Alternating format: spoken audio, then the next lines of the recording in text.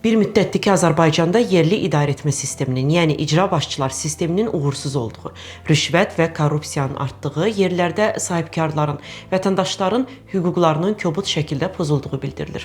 Prezident səviyyəsində də Şərqi Zəngəzur rayonundakı model misal gətirilir. Az məmur iştirakı, az korrupsiya.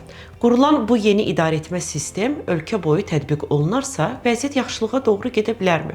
Siyasətçi Real Partiyasının üzvü Novruz Əliyev deyir ki, Şərqi Zəngəzur iqtisadi rayonundakı yerli idarəetmə modeli sadəcə olaraq dövlət büdcəsinə qənaətdir. Əslində ölkədə icra hakimiyyətlərinin regional idarəetmə, necə ki indiki Şərqi Zəngəzur məsələsi kimi idarəetmə versiyası uğurlu ola bilərdi. Bu uyğun variantdır əslində. Regional idarəetmələr, həm də mənim üzv olduğum partiyanın da Respublikaçı Alternativ Partiyasının da 2011-ci ildən biz hətta bunun bu tərəfdən danışırıq. Biz indiki hökumətdən daha öncə bu fikirləri səsləndirmişik, ictimaiyyətə təqdim etmişik regional idarəetməni.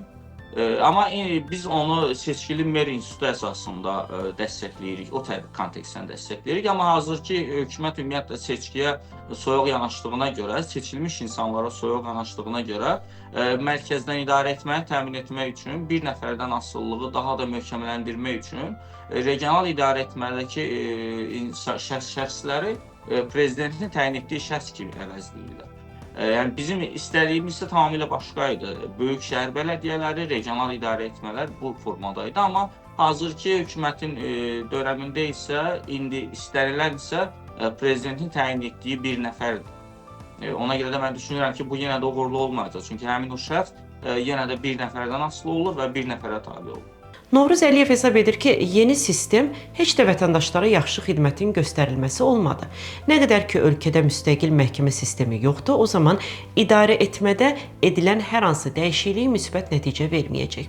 İdarə etmənin ən effektiv üsulu isə şəffaf seçkili bələdiyyələrdir. Vətəndaşların səsi ilə seçilən bir şəxs, təbii ki, o növbəti seçkilərdə ona tanınan 4 ildə özünü vətəndaşlara, ona səs verən insanlara və hətta səs verməyən insanlara da sübut etmək üçün daha çox çalışır. Bu ən primitiv bir nümunədir. Bu hələ siyasi aspektdə mən demirəm bunu. Sadəcə iştirakçılıq baxımından, hərəkətlik baxımından qeyd edirəm ki, əgər bir nəfər böyük kütlənin səsi ilə seçilirsə və o yenə də orada qalmaq istəyirsə, təbii ki, daha çox çalışmağa məcbur qalır.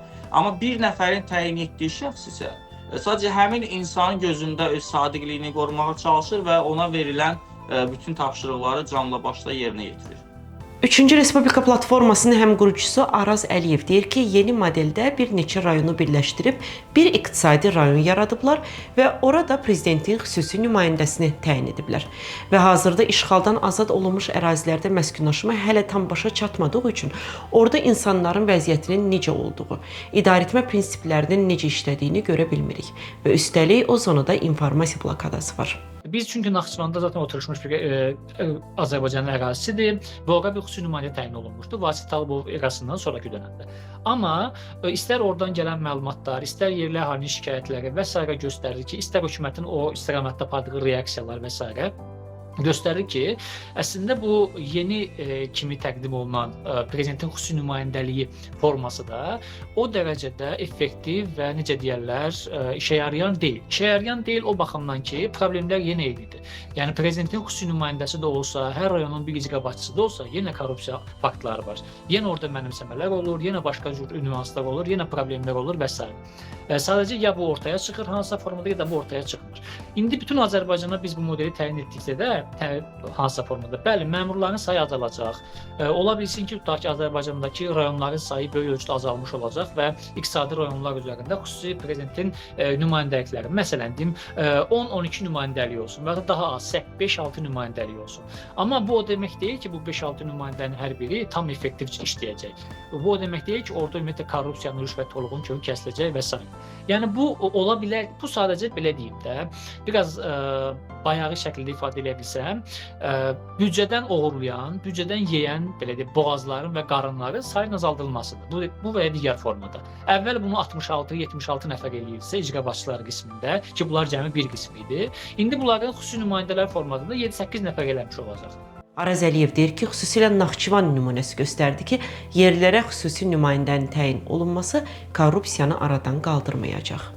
bu o qədər effektiv deyil, çünki sistem problemidir və bu sistem probleminin həlli birbaşa sistemin özündən asılı olan bir şeydir. Məsələn, orada elə qaranlıq nüanslar var, bələdiyyə işləri necə olacaq, bələdiyyələrin səlahiyyətləri necə olacaq və s.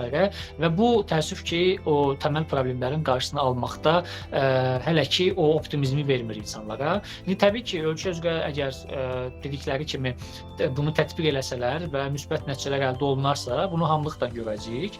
Amma digər bütün idarəetmə formaları kimi hakimiyyətin bu illər ərzində tətbiq etdiyi, biz bunun o qədər optimist deyiləm şəxsim adına, daha çox pessimist mövqedəyəm. Çünki təməl problem aradan qalxmır. Sayı azaltmaqdan, sayı artırmaqdan, məmur sayını azaldıb artırmaqdan problemi aradan qaldırmaq eyni şeylər deyil.